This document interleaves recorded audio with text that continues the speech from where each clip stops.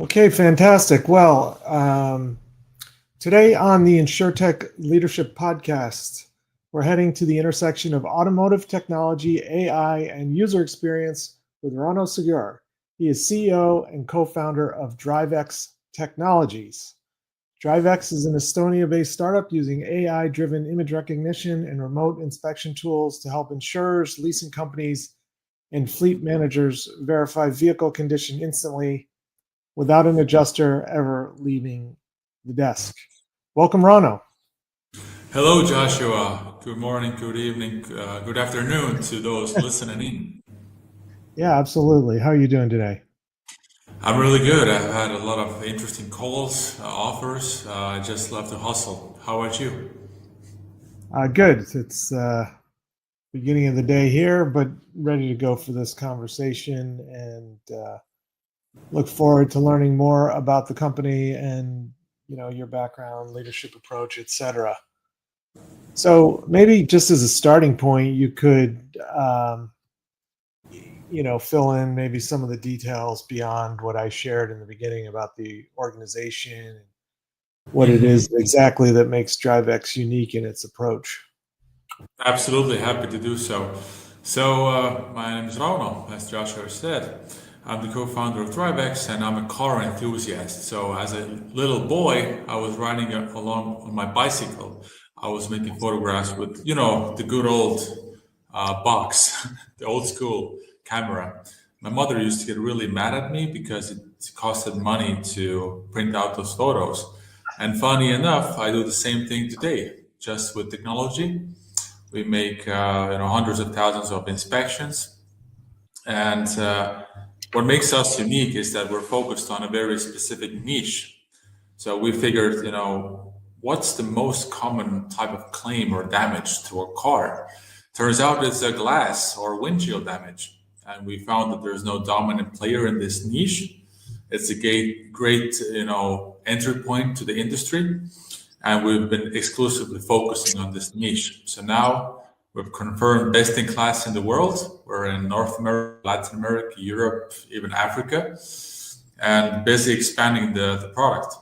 And why I like this business is that it's just so interesting to see that the problem is so universal. Like no matter where you go, you have a chip or a crack in the windshield, you need to get it solved. It's just, exciting for me.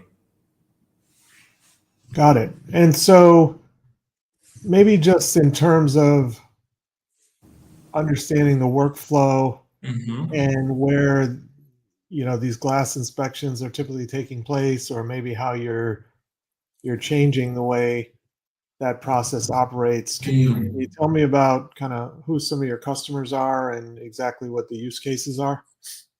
Yeah, absolutely. So we work with repair shops like Carglass. It's a part of Belron Corporation, the largest in the world in glass repair replacement.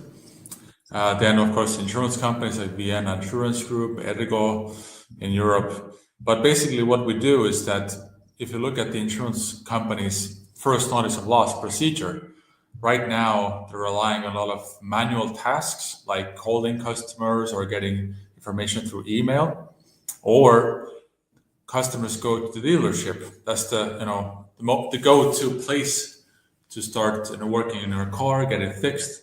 But the problem is, not that I don't respect dealerships, is that they always go for the job that pays them the most. And so the insurance companies are paying the bills, but not calling the shots. And so when, up to 30, 50, or even 50% of claims or damages could be repaired, and you could avoid this unnecessary replacement, which is a new windshield. And the dealership always goes for the most expensive parts, original glass. That could cost like $2,000. But essentially, when you have a small chip or a crack, you could get it repaired for $50 to $90. So that's the problem we're solving. So insurance companies would be calling the shots too. So they would repair more. It's saving the money, saving the environment, because it's saving CO2 88% compared to replacements. And fraud. Nowadays it's super easy to send a photo to ChatGPT, add a few prompts, and get more, damages on your car. With our real-time inspections, that's not possible. And from the shop side, whoever has a true repair-first mentality should get more jobs. Who are honest, who provide a good service, can get your car fixed the fastest. Those companies should be preferred. So this is like a steering tool almost, if the insurance company wants it to be so. Send jobs to partners that honor these agreements. Got it. And in terms of the image capture, is that done through fixed cameras that are mounted in the repair shops, or is it done through a handheld device, or how does it work? Excellent question again. We believe strongly in self-service. I was working in last mile robotics. I was selling last mile terminals, package pickup for Walmart, for example. Like you order online, you don't want to wait at home to, wait for the courier. You want to pick up the package whenever you want to. So I believe the same is happening in the insurance business. We have less, loss adjusters on the market moving around. Everybody's, working on things that could be solved remotely and automatically. So the car owner is the one taking the photo with just their smartphone. We have an application that runs on any smartphone. You don't need to download anything, install anything, and you get a repair-replace decision in 3 seconds with 95% accuracy. So that's why we are best in the world with this accuracy class. Got it. And so the images have to be taken through your app, and that's part of how you ensure it's not an AI enhanced image or somehow a fraudulent image. Exactly. When we talk about automation, people think, oh, it's so simple. Like, I could ask ChatGPT what this damage is and what should be the decision here. But when you talk about cars, it's so difficult. You have all kinds of different vehicles, different kind of photographing in conditions. And our application's job is to standardize the information. So we don't have like junk in and junk out. We give feedback to the user if something goes wrong or the photo isn't clear or according to the standards or instructions. And this way we can ensure the high accuracy rate. And also the fraud problem I mentioned earlier, real time. You can't upload random photos or Photoshop photos. So just thinking about my own auto insurance, and so I use a company, there's an app on my phone, they track my driving, for ostensibly better rates, etc. So let's just say I'm driving on the highway, stone flies up, cracks my windshield. Am I, I notify my agent or I notify the company directly. Is your app going to be embedded in their app, or are they going to send me a link to download your app, or what's the user experience like? The user experience is very simple, and I find it really important too. So we are embedded into the insurance company's first notice of loss procedure, or we are at the repair shop's first notice of loss. But either way, those two parties are also exchanging information through our platform. So, proof of work type of thing, like pictures before, even during the work, the repair job, and after. And so what the insurance company does, you just go to the website, you click, I have glass damage, and then they start the inspection, our platform, either through sending you a link through SMS or email, or it's all embedded in the online experience. So you don't even need to go somewhere or download or install anything. So it's all incorporated, and you have all kinds of process flows. Like you can call the insurance company. In that case, they would also send you the link. So all scenarios are covered. Got it. So how did you get the idea for this? Were you frustrated with your own claim that you had to deal with, or were you, did you have technology looking for a use case, or how did this all happen? Very good. I think nobody wakes up one day, I would like to solve the windshield inspection problem. Not like something everybody's dreaming of, even though it's a very useful thing. But our story is that we started with a completely different idea. We went to the car rental companies at first. They told us, guys, you look great and you seem like smart people, but the idea is completely junk. But we have this other problem with inspections. Then we started, researching what could we do with inspections.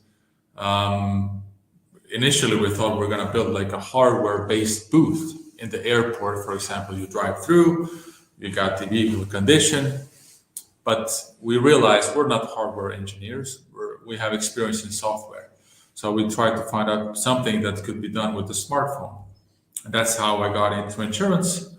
In Europe and the US, there's a process called pre-inspection. It's the underwriting and risk assessment procedure.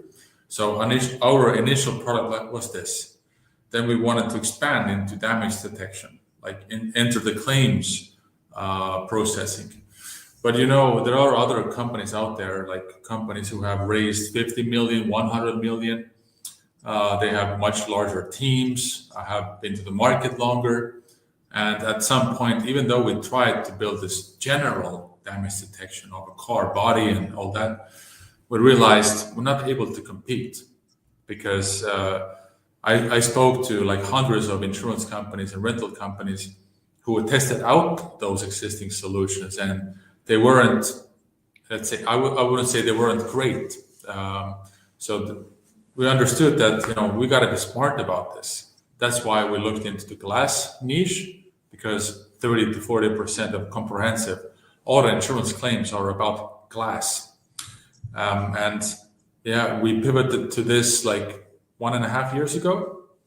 And initially, one of our early customers, car glass, I would say, franchise, which is a glass repair shop, and they told us the ropes of the market. And so does that mean that companies that may have a relationship with a competitor that's trying to do, more holistic damage assessment will use you just for the glass piece because you're lighter weight and more efficient or more accurate than the heavier solution that they're using more broadly? Mm-hmm, exactly. That's supported by our recent pilots, like some companies who have adopted this general damage detection. They say that it just doesn't work on glass. There's a completely different process, how you gather data, process data, and come up with this highly accurate and scalable system. So, and it's also supported by the business analysis that, glass claims are usually directed into specialized shops, steered into dealerships, companies like Safelight or Autoglass Now or Glass America. It's supported by this, and we even might collaborate with other players because, why should you reinvent the wheel? Yep. Yeah. So how did you assemble your initial team to work on the first use case and then eventually pivot into this solution? Mm-hmm. So right from the get-go, we had 2 technical co-founders, and then we started expanding like into full stack developers, computer vision engineers. They were working on the general damage detection project anyway, and we just decided to steer all of our resources into glass. And that's been paying off. I mean, our patent pending software, we came up with a really flexible solution. So whatever repair technology you might have or whatever technical regulations you might have in a country, we can instantly apply those rules and we don't need to train AI any further. Let's say in the United States or in Brazil or Europe, it's all handled in a minute. So a lot of players try to retrain the solution. Not the case for us, and thanks to our engineers. Got it. And I believe you have prior entrepreneurial experience, product development experience, et cetera. So were there lessons you had learned from, your prior experience that you applied to your approach in building this company? Mm. Well, you can never be fully prepared into becoming a founder, that's for sure. But I think what has helped me the most is how to do business development on the highest level. Like we just have, 13 employees. We're not a big company, more of a Spartan company, if you will. So how do I get the attention of the big, corporations and conglomerates? That has been the challenge always, and also how to get their feedback, how to engage them. Because, if you're a big corporation, you have multiple projects going on at the same time. Different departments have different functions and also priorities. So how to juggle this, decision-making process. So that's something I took from my old job. In my old job, my task was to expand to Japan, for example, like notoriously difficult market to enter. I was like 25 years old, and of course, nobody even respected me or thought I'm anybody Yeah. to make decisions. But at some point, if you understand what you have to do, you're patient, and earn the trust of the people.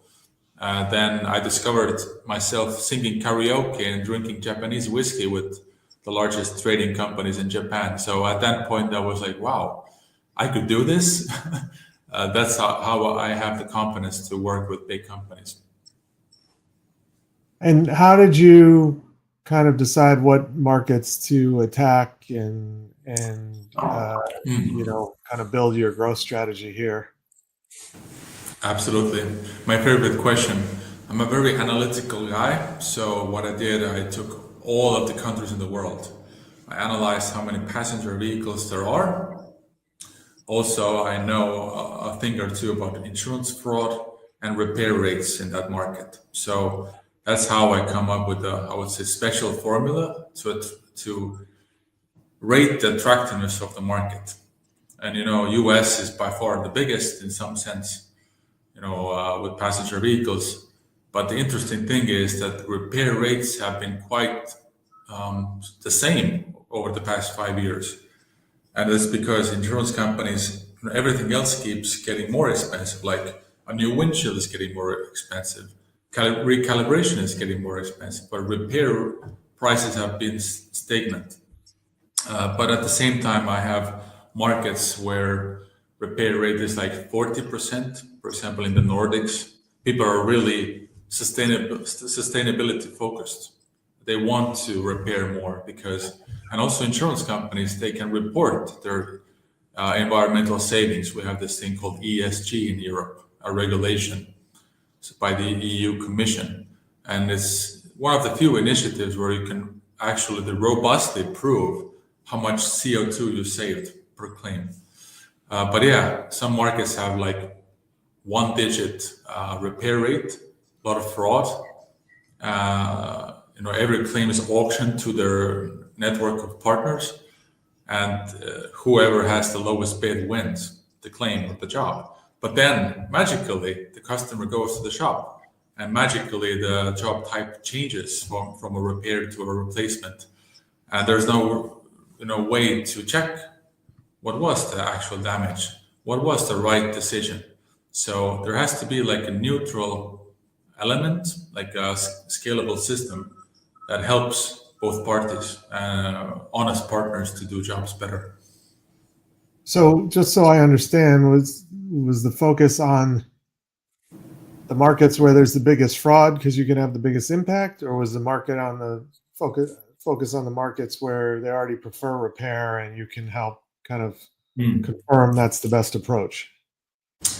The sweet spot is definitely a market where the repair rate is still low, but not very low, because, for example, in developing markets in Europe or Africa, if people buy a comprehensive insurance policy for their car, the expectation is, what do you mean I can't get a replacement? I'm paying for the policy. The car is like their baby, And so the insurance company doesn't really want to get in an argument. They would rather please the customer. Yes, of course, even though the damage is small, I will still give you a replacement. Just stay with our company, please. So it's like fighting for market share kind of thing.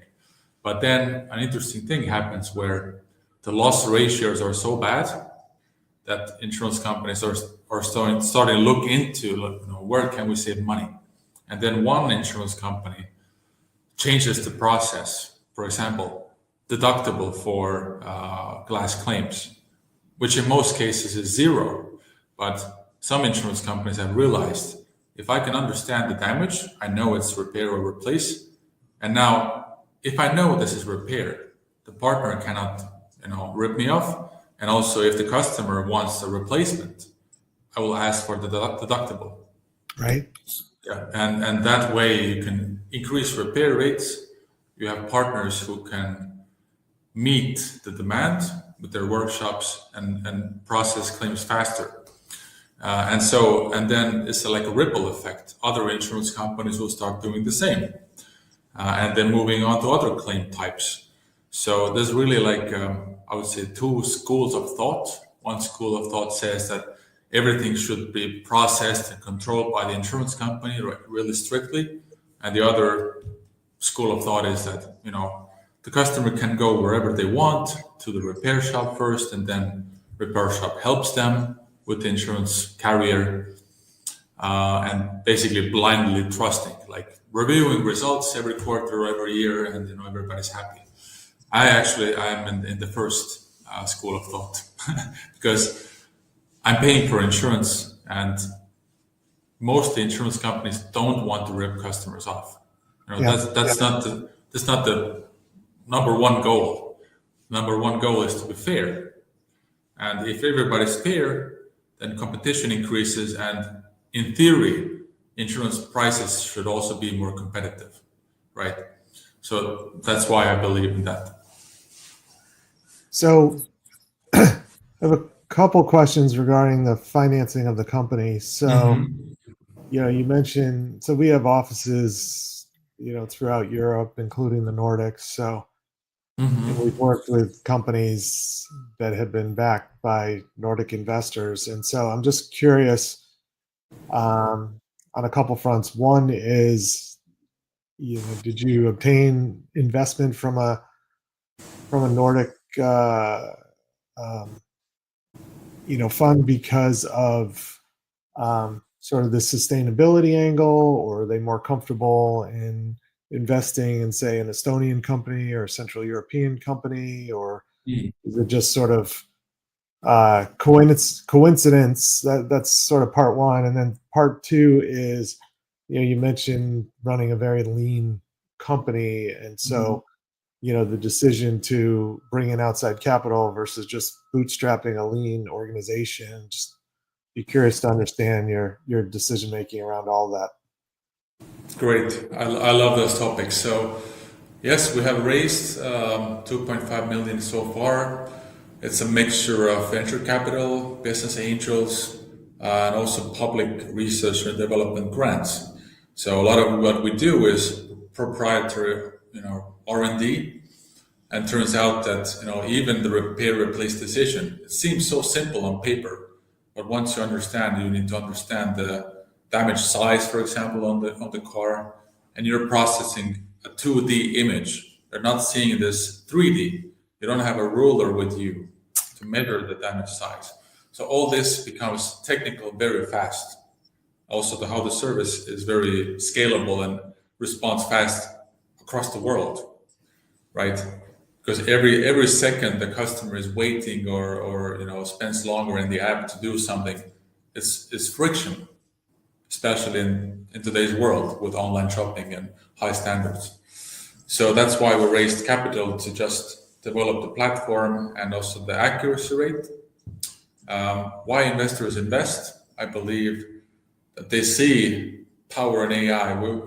We were building this company way before ChatGPT was popular. Like, this company existed, of course, but now with the boom, insurance companies are getting more an understanding what's available in the market. We have some kind of a hype cycle that, overconfidence in AI, and we are here to provide a service that is robust and actually works, actually has benefits. But this didn't happen overnight. I am running the lean operation, so I only have an office in Estonia, and we have like partners in distribution, partners in sales. So they help with their network and know-how, because insurance is a highly relationship-based industry. I've learned that you can do some cold outreach, like sending emails and LinkedIn connections, but nobody knows you. At some point, you might get like, oh, we have like 2% response rate, great. But usually it means that, you're not getting the deal because people need to know you. Insurance companies are giving you a business critical function. So they just cannot like blindly trust you. And also they need to test out their solution. So I'm actually looking into, we're already close to being profitable. And I know now how to scale the company in a very interesting growth rate. Not necessarily like hyper growth, but still decent. And is this through a channel or a partner strategy, like you're alluding to? Yeah. Yes. So mostly we find like industry players who have great connections. Like we just partnered with Glass.com, for example, in the United States.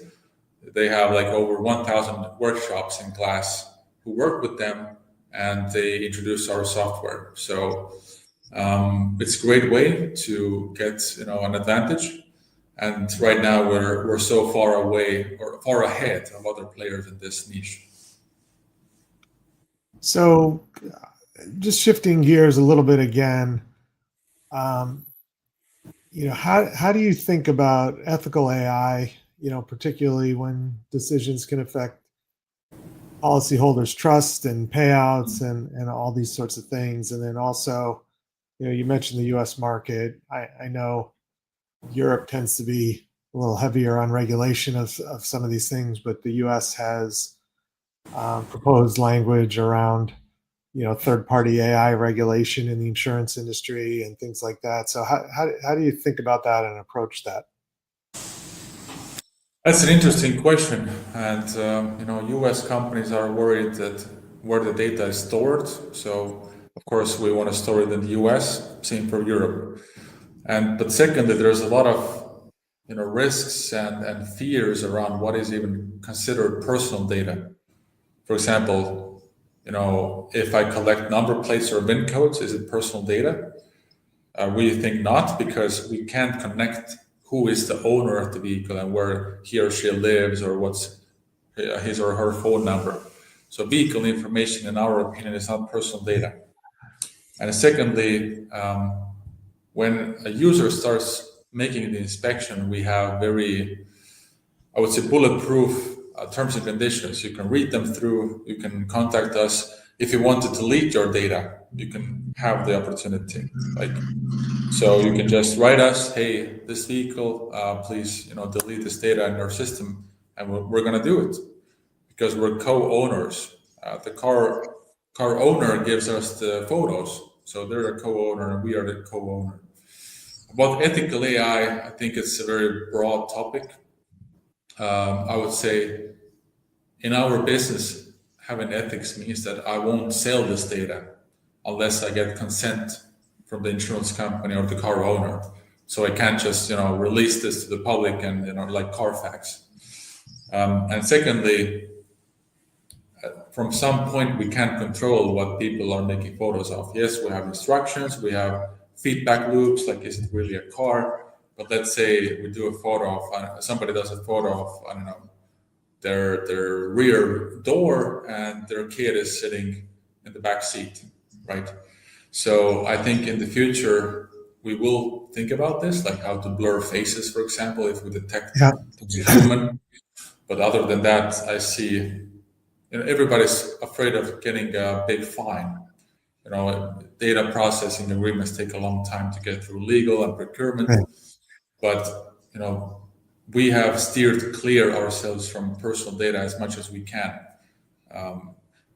One interesting thing is that if you use our service, of course we're going to use this data to train our models to become better. And everybody should benefit. But there are some companies who will say that I don't want my data to be used for training. I don't want my competitors getting the same model, right? But the ironic thing is that in order to offer a good service to that company, their competitors have already given me data. So I wouldn't be here. Yeah, right. If it would be there, those other companies. So you mentioned you're a car enthusiast. Do you have a favorite individual car model or brand? Oh, yes.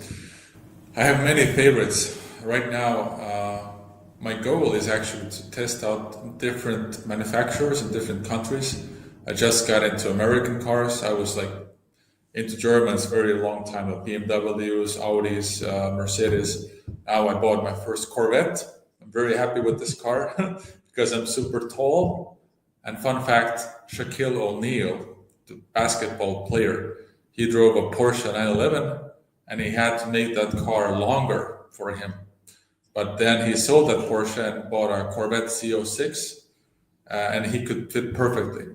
I'm not as tall as Shaquille O'Neal, but I'm still 6'8". So I need a car where I can fit. And I started driving an Alpha as my other car. So very different characters, and I might try a British car next, like a Jaguar. Cool. Well, Rauno, it's been a great conversation. Anything else you'd like to share before we wrap up here? I think I really enjoyed our time, Joshua. And if you want to check out DriveX, just visit our webpage, drivex.io, and happy to talk. That's great. Well, that was Rauno Sigur, CEO of DriveX Technologies. Thanks so much for joining me on the InsurTech